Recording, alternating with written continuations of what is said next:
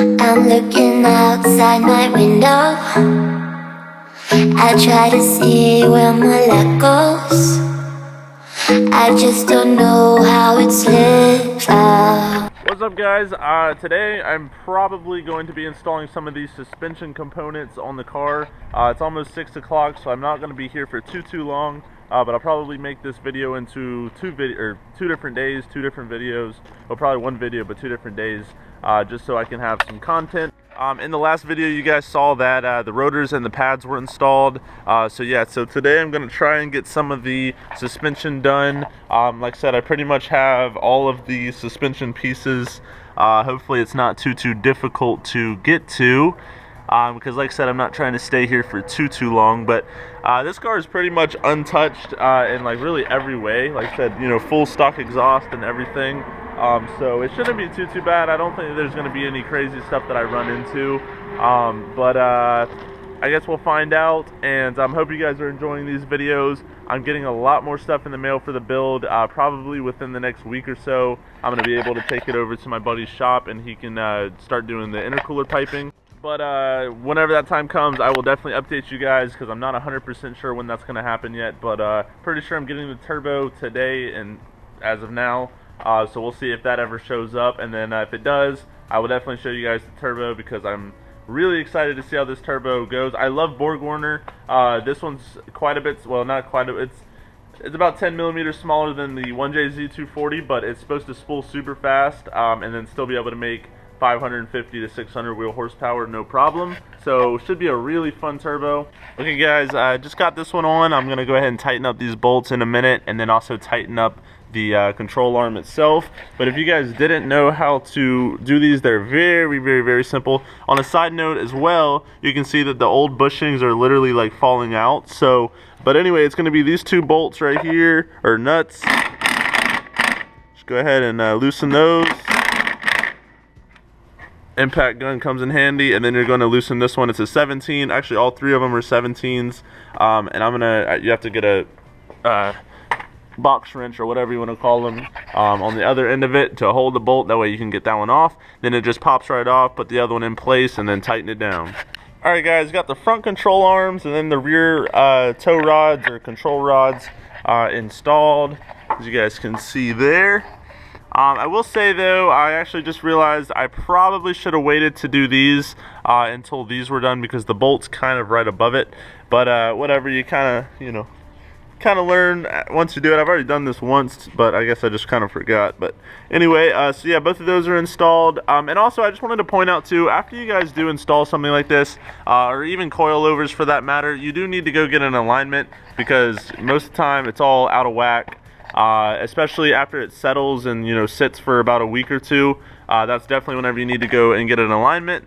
If you don't, like I said, it'll all be all messed up. Okay, I was about to actually leave, and then because my turbo got to the house, and then I realized that Richie, he had already brought it inside, so I don't have to worry about that. So I think I'm going to stay here, possibly get at least one of these, maybe the upper control arms on, and then call it a day for today.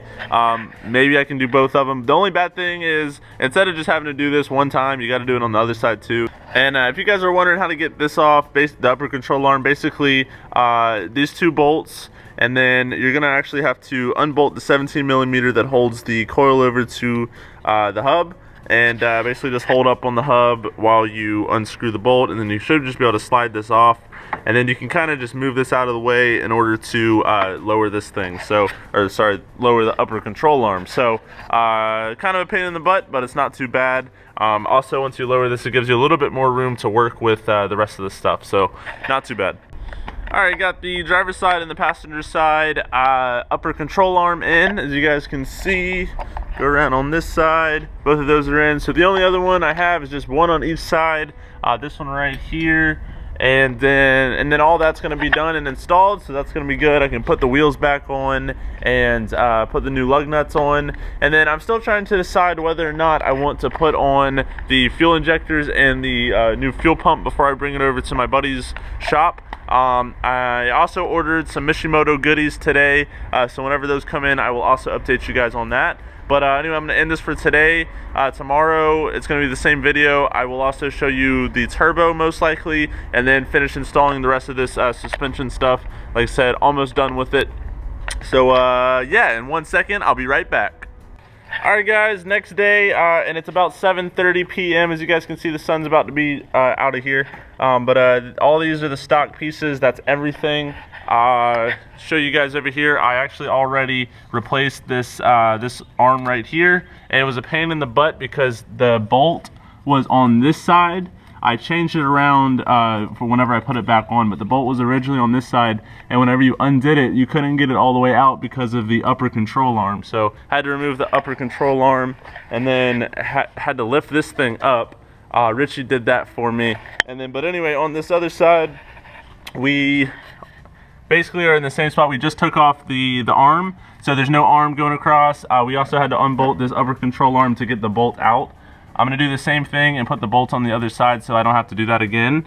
But it's kind of, I might be able to show you guys, but it's a pain in the butt because you have to lift this whole thing up in order to get this back on. Finally, these things are on. This traction rod on both sides were literally a pain in the butt. It's just super hard to get to it's not super hard, but it's really just a pain in the butt to get to those back bolt and nut. But anyway, both sides are finally done. So now I can move on to the next thing. I know I didn't film too much on how to because it's pretty much straightforward. There's not too much to explain about these things.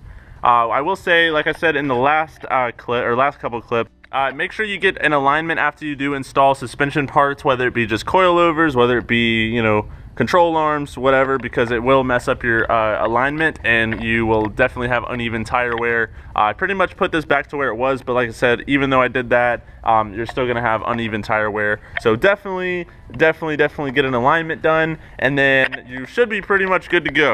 Up next on the to-do list is gonna be the fuel injectors and the fuel pump. Like I said, I got the Walbro 450 E85 fuel pump, and then I got the Deshworks 1000cc side feed injectors. So I also got the turbo in the mail. If you guys didn't see that, go check out my Snapchat, The City Rider, for some behind the scenes. But yeah, so anyways guys, in the next video, definitely the fuel pump and the injectors, and then I might also be installing a couple other things. I'm not exactly sure what I'm going to install yet, but I pretty much got everything I need to take it over to my buddy Richard's shop to fab up the intercooler piping, as well as the downpipe and, you know, all the other goodies as far as the exhaust and everything go. I will not be keeping this stock exhaust. I'm going to be keeping, I actually got a aftermarket exhaust in there for this car.